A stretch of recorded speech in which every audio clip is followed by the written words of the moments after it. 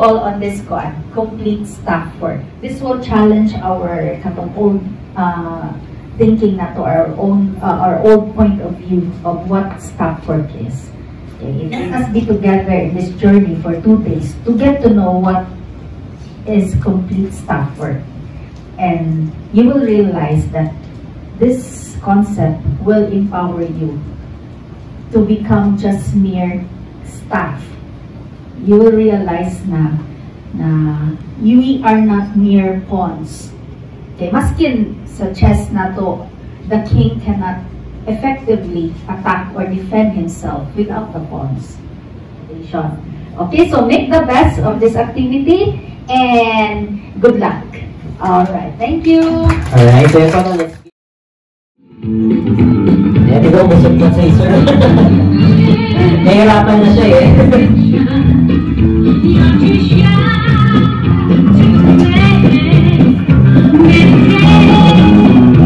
Ako din ako nag-exercise kasi sinaw ko na siya kanina umaga.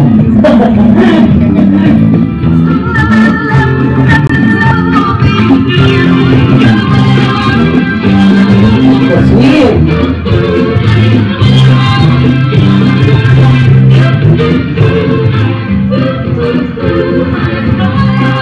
Sige po. Para naman.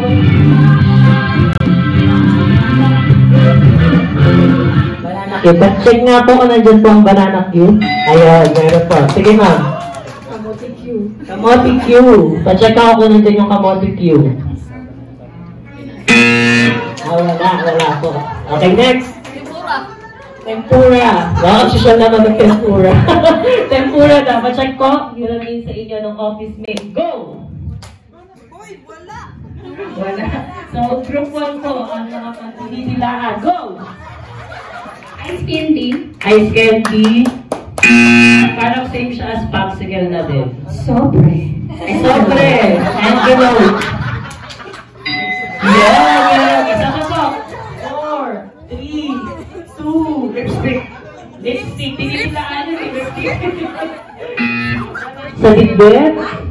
Okay po Wait lang, wala pang go. Ano ang karaniwang tawag ng magkasintahan sa isa't isa? Go! Tignan natin kung may honey. Okay, honey. Darling? Darling. Pa-check ko kay darling. Wala. Sweetheart. Sweetheart. Hello, good afternoon. I am Joanna Maya Agravante from Group 3. Okay, so here are the evidences na na-come up namin. One is CCTV footage. Then number 2, fingerprint sa kitchen knife. Good afternoon, people of the Philippines. I'm Brenna from Group 2. So here are our evidences that we gathered. So first, CCTV footage from the date of check-in until 12. Hello everybody. So, I am again Sheila from Group 4. So, ito yung mga evidences na need natin i-review. Especially, number 1, CCTV. Kasi makikita natin dito kung sino yung mga labas-pasok doon sa kwarto. Second, sino yung kasama na nag-check-in. Third, last person contacted or kasama ng victim bago nangyari yung aksidente or insidente. Fourth, we need to conduct autopsy or DNA, especially sa nails ng victim. Baka possible na scratch niya yung perpetrator or yung may kasalanan. Hello, good afternoon everyone. I am Maris from Group 1 and I am from OPP Negros Oriental. So our collaborative efforts gather the following evidence.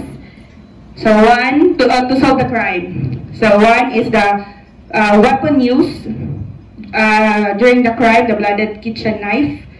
Then second, hotel guest who initiated the call to the front desk. If possible, the hotel record of the call received by the front desk. Third, front desk who called for police assistance. So, yung kanyang testimony. So hello, good afternoon everyone. I'm Amabel Donte from Group 3. As a chief of police in our place, I will be meeting with the staff and police officers in the station and courtesy call with the mayor and discuss the problem and ask for financial support. I'm Police Lieutenant Sarah Jane Centeno, COP of Group 4. I've been Assistant 5 of OPP Negros Oriental. For us, for Group 4, the increased police visibility in affected areas like foot patrols, mobile patrol, checkpoints. Good afternoon, I'm Chief of Police from Group 2. I'm from OCP Bugo. My name is Kristen April Madeha. First steps na gagawin namin is community consultation first. Then, i-identify namin ang problem, bakit ganun karami yung crimes. Then, mahingi kami ng mga feedbacks. Ako si Grace Minor from OCP Bugo City and acting COP of Group 1. Ang first na mo nga na come up is to coordinate with local officials to create and implement an ordinance that would address the urgent situations such as curfew during nighttime and increase police visibility during daytime, particularly on areas na naapektahan sa katong situation. Good everyone.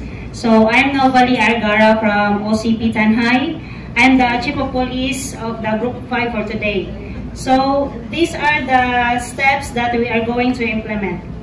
First is to investigate the causes of the problem in the neighborhood like Bulgaris. Second, designate police officers, investigators to focus on the said problem. Number 3 is conduct information dissemination campaign. Okay, good afternoon everyone. So I'm Stephanie, the representative for Group 1. So describe the important problem. So sa region is undermanned. The prosecution offices lack sufficient personnel. From Group 2. Ang nakikita namin na parang major problem is yung lack of prosecutors and understaff. And due to this, magiging multitasking po yung mga empleyado. So we cannot achieve the efficient, equitable, effective administration of justice. I'm the representative of Group 3. So our problem is undermanned, referring to the prosecutor and staff, and also the staff tend to do overtime in order to comply work. So as a solution, request for prompt action or expedite the hiring process. The most important problem that the OJ7 from OCP to Dagdot and Larantalis size problem is currently facing is understaffed or lack of manpower. Tama yung lahat. The 4 groups is undermanned. Correct yun. Pero may isa pa na problema. Lack of office supplies and equipment. Like printers, scanners, AC, and others. Meron pero lahat sira. Hindi namin ma-achieve yung completed work staff kasi wala kaming magagamit. Wala kaming printer. Yung scanner namin sira din. Tapos, nakalagay pa dito, bring laptop for your own use.